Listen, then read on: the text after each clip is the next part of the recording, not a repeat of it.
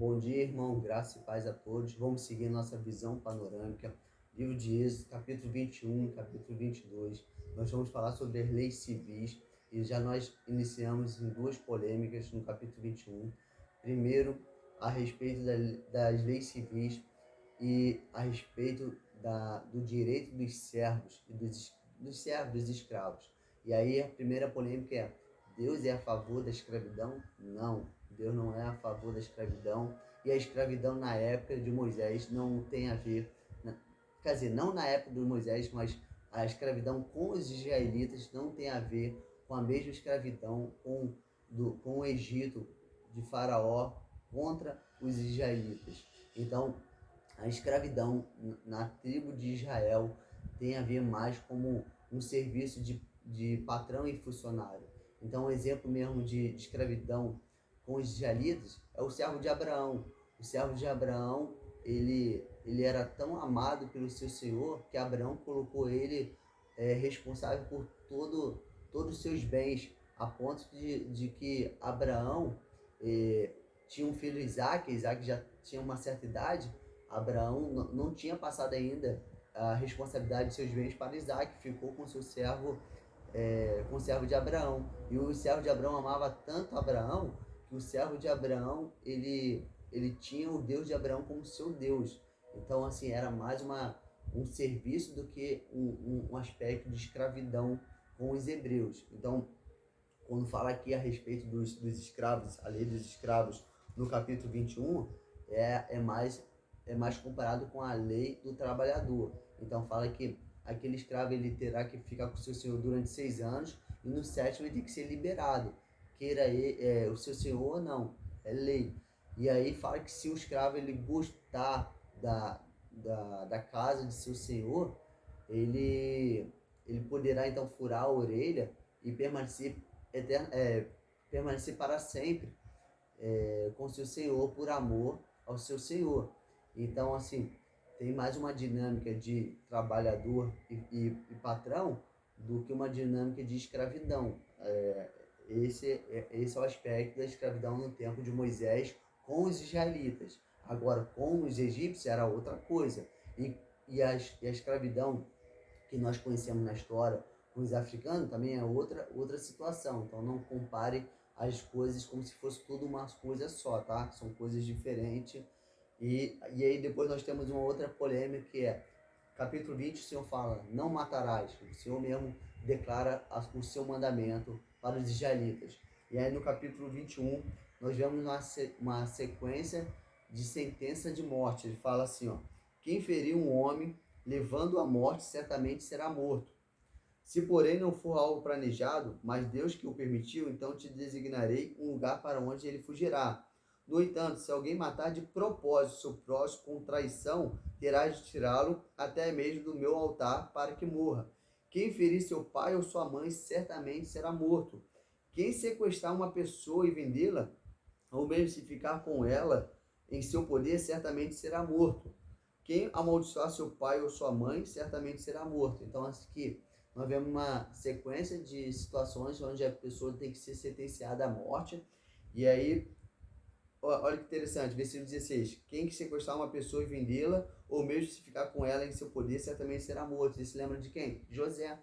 José foi sequestrado pelos seus irmãos e depois foi vendido pelos seus irmãos. Então, se essa lei já fosse aplicada, todos os irmãos de José deveriam serem mortos. E aí, irmãos, a questão é o seguinte: a Bíblia não é incoerente, ela é coerente. A Bíblia mesmo responde a Bíblia. Então, às vezes a gente está lendo um capítulo e ali não tem a resposta. Mais para frente a gente vai ler e a gente acaba encontrando a resposta, às vezes em outro livro. Então, no capítulo 22, tem algo que pode te dar a resposta. No capítulo 22, versículo 28, fala assim, ó: não dirás maldição contra os juízes, nem amaldiçoará o líder do seu povo. Nós sabemos que os juízes mesmo são titulados no livro de Juízes, no tempo dos juízes.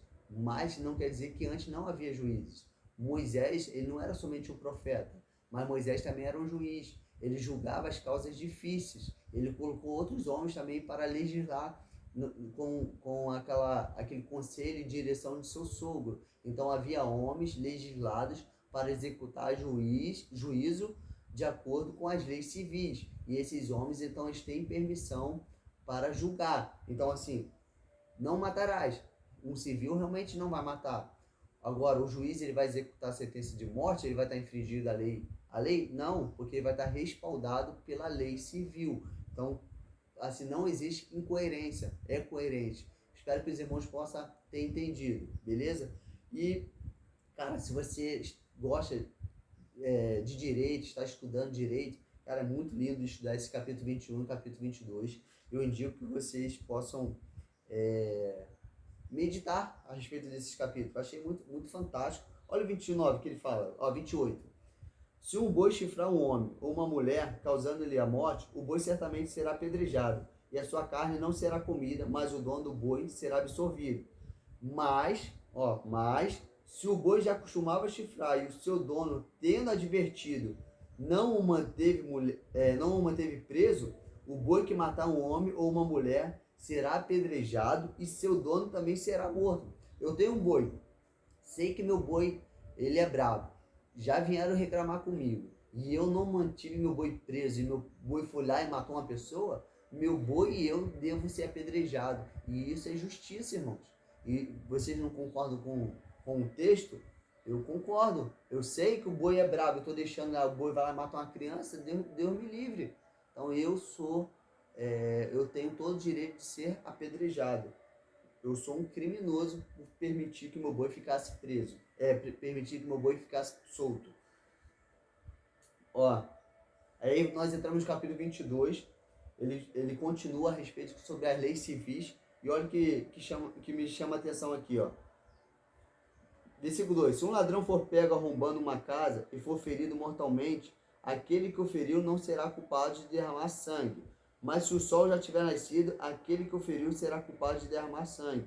O ladrão dará plena indenização, e se não possuir nada, será vendido por seu roubo. Então, aqui, se você matar alguém que está te roubando na sua casa lá, não vai dar nada, tá tranquilo. Mas de dia, se você matar o cara, se você está vendo o cara lá e matar ele durante o sol ainda iluminando, aí você está errado, né? Eu confesso que não consegui compreender realmente porque que de dia ele não poderia matar, ó, versículo 3. Mas se o sol já tiver nascido, aquele que o feriu será culpado de derramar sangue. Então de dia não podia, mas de noite podia. Confesso que não entendi isso, tá? Mas o que me chama a atenção é o versículo 6. Se um fogo se alastrar pelo espinheiro e destruir o trigo colhido ou planejado ou plantado ou que está no campo, aquele que acendeu o fogo dará plena indenização. Isso é um recado que eu quero deixar para os irmãos. Você que está aí tacando fogo, não estou falando com os irmãos não, tá, da igreja, mas você que taca fogo aí no mato, se teu fogo pegar um canavial, você deve indenizar o dono do canavial. Já pensou nisso? Se o teu fogo pegar numa casa, você deve indenizar a família pela destruição da casa. Se o teu fogo pegar qualquer plantação, você deve indenizar a família pela plantação. Achei isso fantástico.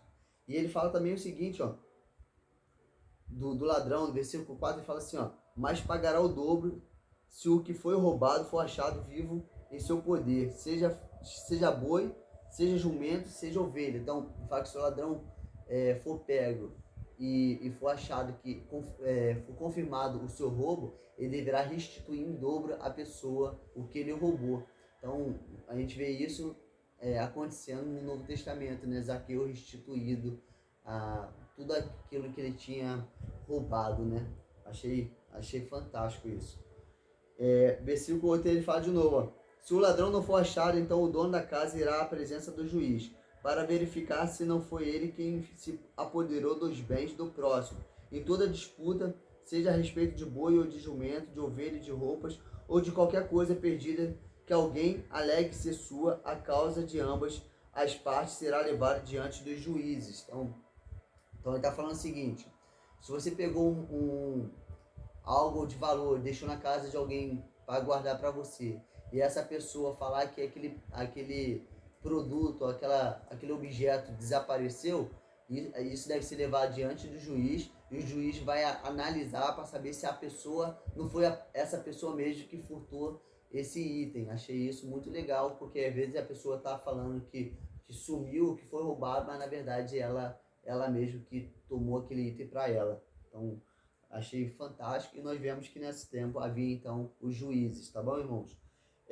Só para terminar, versículo 16, ele fala sobre a virgem, ele fala: se alguém seduzir uma virgem ainda não comprometida e deitar-se com ela, terá de pagar pelo dote e tornar ela sua mulher, sua esposa. Justo, maravilhoso. Todo aquele que tiver relações sexuais com animais certamente será morto. Então vê que a abominação que já existia naquele tempo, os homens já tinham prazer em ter relações sexuais com animais, então uma abominação já era praticada naquele tempo, por isso Deus proíbe. E aí, versículo, irmãos, presta atenção agora, para a gente terminar, 3 itens, 3 pessoas que, se você tocar, você está tocando em Deus. Vamos lá. Não maltratarás o estrangeiro, nem o oprimirás, pois foste estrangeiro na terra do Egito.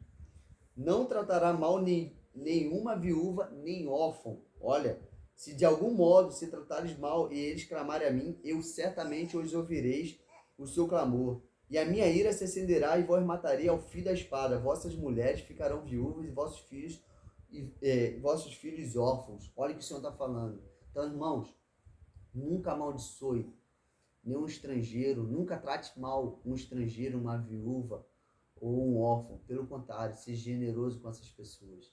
Você ser generoso com uma viúva, ser generoso com um órfão, ser generoso com uma estrangeira, você está agradando o coração de Deus. E se você amaldiçoar essas pessoas, você está acendendo a ira de Deus contra você.